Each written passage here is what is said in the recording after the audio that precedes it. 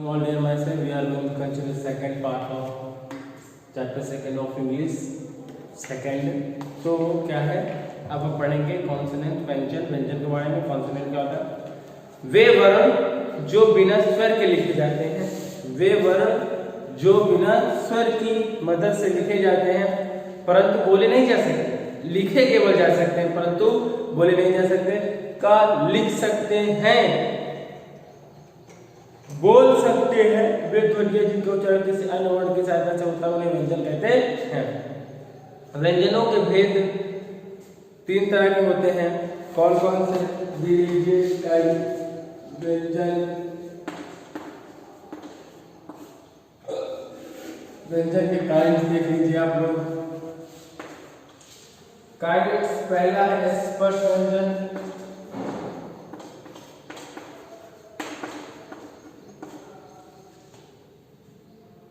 अंतस्थ व्यंजन,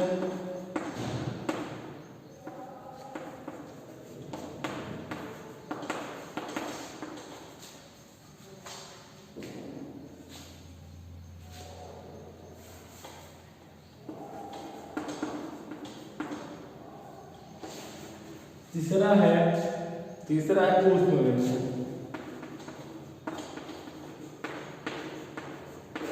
ऊष्म व्यंजन कितने कॉन्सोनेंट हैं?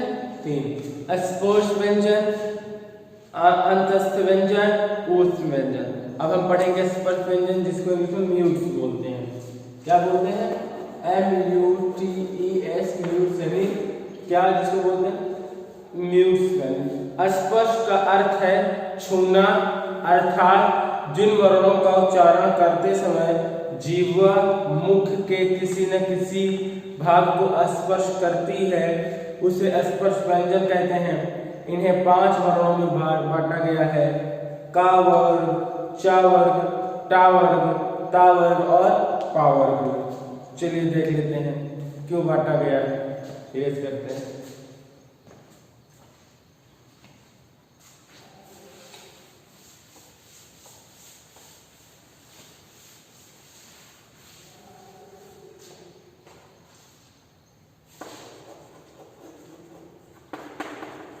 आप म्यूट्स के बारे में, स्पर्श व्यंजन के बारे में पढ़ने जा रहे हैं। स्पर्श व्यंजन, ठीक है। ये आपके वर्ण है और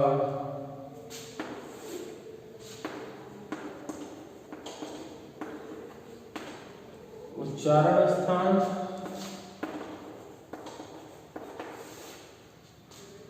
स्थान का नाम।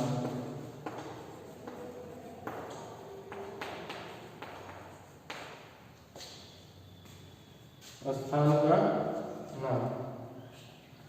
तो आप देख लीजिए, आ, का,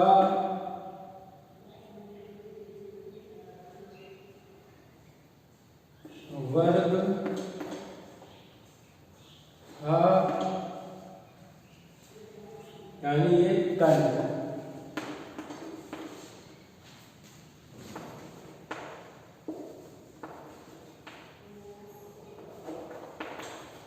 कंठ है।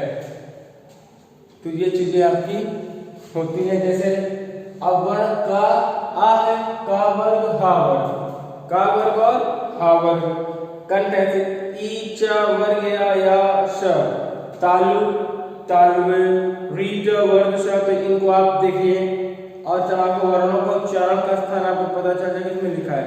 तो जो वर्ण बोलने से अगर आपका टंग टच होता है किसी भी जीवा आपके किसी भी अंग से टच करके आपके मुख के अंदर, तो स्पर्श व्यंजन कहलाता है। अब हम सेमी वोवेल आते हैं। अंतस्थ व्यंजन में यानी सेमी वोवेल जिसे बोलते हैं, जिन व्यंजनों का उच्चारण के समय श्वास का अवरोध बहुत कम होता है, यानी सांस लेने में बहुत कम प्रॉब्लम होती है तथा वायु मुख के किसी भी भाग को पूरी तरीके से स्पर्श नहीं कर पाती है, तो उसे अंतस्थ व्यंजन कहते हैं। यानी अंतर से, जैसे अगर आप किसी भी चीज को उच्चारण लेते हैं और उसमें सांस का बहुत कम योगदान होता है, बहुत कम अवरोध होता है और हवा आपके मुंह तक भी अच्छे से नहीं पहुंच पाती है, स्पर्श टच अब स्पर्श नहीं कर सकती है, अंतस्थ व्यंजन कहते हैं। ये संख्या में 4 होते हैं। या, रा, ला, व। या रा ला वा, ये आपके कौन से हैं? Semi vowel.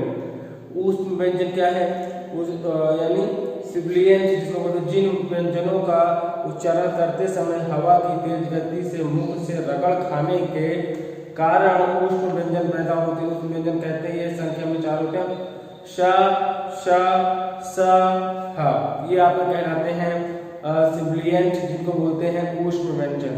संयुक्त व्यंजन that is called joint consonant, एक से अधिक व्यंजनों के मेल से बनने वाली व्यंजन संयुक्त व्यंजन कहलाती है। यानी आप मेरी बात को समझिए, एक से अधिक व्यंजनों के मेल से बनने वाले व्यंजन को संयुक्त व्यंजन कहलाती है। व्यंजनों के मेल, इनके रूप, इनके परिवर्तन इनसे हो जाता है। क, श, छ, यानी रक्षा, जैसे रक्षा है, क्षमा है, कषा है, मात्रा है, पत्र, त्रिभुज, जैसे आप देख लीजिए, इरेज करते हैं।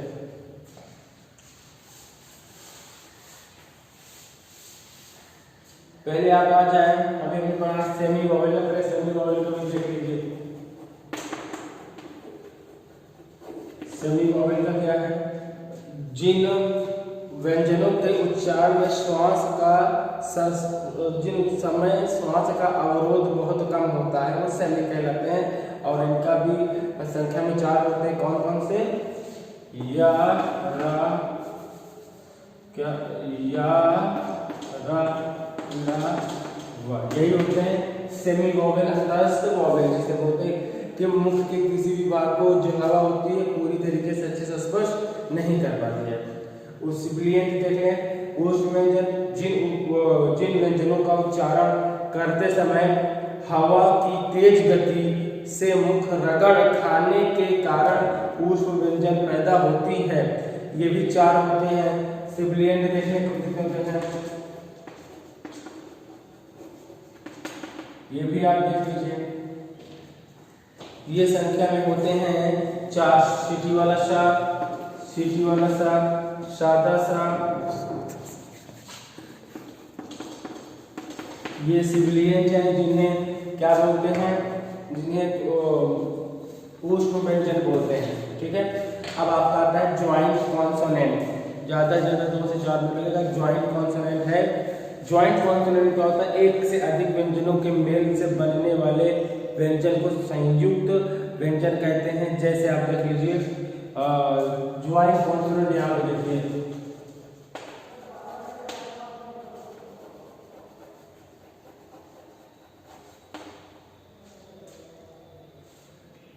जैसे का है, हलंत लग गया स, यानी ये बन गया छ।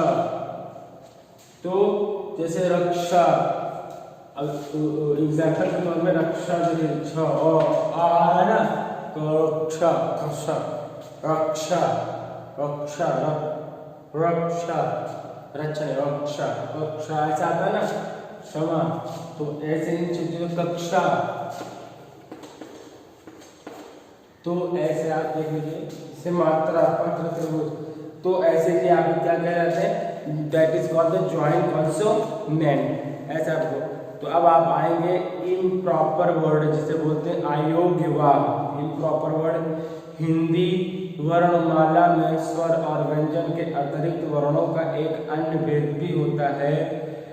इम्प्रॉपर वर्ड है, फिर से ध्यान से सुनिए। हिंदी वर्ण में स्वर और व्यंजन के अतिरिक्त वर्णों के एक अन्य भेद भी होता है। वो कौन सा भेद होता है भी हम जानेंगे, जिसे अयोग्य वाक्य कहते हैं। जिसे क्या कहते हैं? अयोग्य वाक्य, यानी इंग्लिश में इम्प्रॉपर वर्ड कहते हैं। ये 3 प्रकार के होते हैं, अनुस्वार, अनुनासिक, विसर्ग। अभी हमने जो पहले देखा उन्हीं सब के बारे में पढ़ रहे हैं। अनुस्वार, अनुनासिक और विसर्ग। अनुस्वार क्या होता है? Nasal sound. नासल साउंड का है जिस ध्वनि का उच्चारण केवल नाक या नासिक से किया जाता है। जिस ध्वनि का उच्चारण केवल नाक और नासिक से किया जाता है उन्हें अनुस्वार कहते हैं। जैसे गंगा, अंडा, चंचल, ये आपके नासल साउंड हैं। अनुनासिक क्या है? Semi nasal sound. जिन अनुनासिक ध्वनियों का उच्चारण नाक, नासिका और मुंह दोनों से हो, जैसे आप देख लीजिए चांद, पांच गांठ, तो इस टाइप के आपके सेमी नासिक साउंड कहेंगे। विसर्गा ने विसर्गा, जिसको इंग्लिश में विसर्गा बोलते हैं, विसर्गा। विसर्ग का उच्चारण हा के समान होता है, जैसे अतः, प्रातः, अंतः, पूर्णतः, क्रमशः आदि इस टाइप के। तो अब आ जाए आगत ध्वनियां, यानी आ और जिसको आजकल अंग्रेजी के अधिकांश शब्द हिंदी में समाहित हो गए। उनके शुद्ध उच्चारण और लेखन के लिए अंग्रेजी की ऑ, जिसको जैसे ऑल होता है ना, ऑल में ला हटा दीजिए, जैसे हम ऑ बोलते हैं, तो अ ध्वनि को आगत स्वर के रूप में ले लिया गया है। आगत का अर्थ है आया हुआ, जैसे डॉक्टर। देखिए डॉक्टर भी हम लोग ऐसे ही तो हिंदी में लिखते हैं ना, तो हिंदी में ले लिया गया है ना, ये डॉक्टर, ये आ गया ना, ये आपके आगत में आता है। जैसे कॉलेज, आप कॉलेज हिंदी में भी तो लिखते हैं ना, ये कुछ ऐसे चीजें हैं। तो कुछ ऐसे हैं जैसे कॉफी, ये तो ये हिंदी में ले लिया गया। जैसे आगत, जिसको विसर्ग में भी ये विसर्ग में ही आता है, तो आगत ध्वनियों से ले लिया गया। अंग्रेजी के अधिकांश शब्द हिंदी में समाहित हो गए हैं। बहुत सारे शब्द हैं जो समाहित हो चुके हैं। अब ये द्वितीय व्यंजन है ड्यूबियस कॉन्सोनेंट, लेकिन इसके बारे में हम लोग पार्ट सेकंड पढ़ेंगे यहाँ से। और जैसे अल्प प्राण है, महाप्राण है, वर्ग विच्छेद है, डिसजॉइनिंग ऑफ द लेटर है, ये सब चीज़ों को हम नेक्स्ट वीडियो में कवर करेंगे। आई होप आपको समझ में आ रहा है। और हम आपको बता दें, जैसे इंग्लिश का जो ग्रामर बहुत महत्वपूर्ण होता है, और सबसे बड़ी चीज़ बताते हैं कंपटीशन के लिए। अगर आप एक बार भी कंपटीशन में पेपर दिए होंगे, तो अगर आपका 10th तक का इंग्लिश का और 10th तक हिंदी का अगर ग्रामर आपका बेहतर तरीके से हो जाता है, एक एक छोटी सी छोटी चीज़, अगर जो बुक आप पढ़ा रहे हैं इसी बुक को, अनुप्रास क्या होता है, विसर्ग क्या होता है, अनुनासिक क्या होता है, ये सब अच्छे से पता है, और अगर कंप्लीट है ग्रामर, तो आपको हिंदी में प्रॉब्लम नहीं होगी और इंग्लिश में भी प्रॉब्लम नहीं होगी। बहुत लोग ऐसे हैं जो इससे एक एक दो नंबर से पीछे हो जाते हैं, और यही आता है, ये सच है। और इस वीडियो को देखिए और इसको खूब दिलचस्पी पढ़िए, और पूरा अगर ना समझ में तो रट डालिए।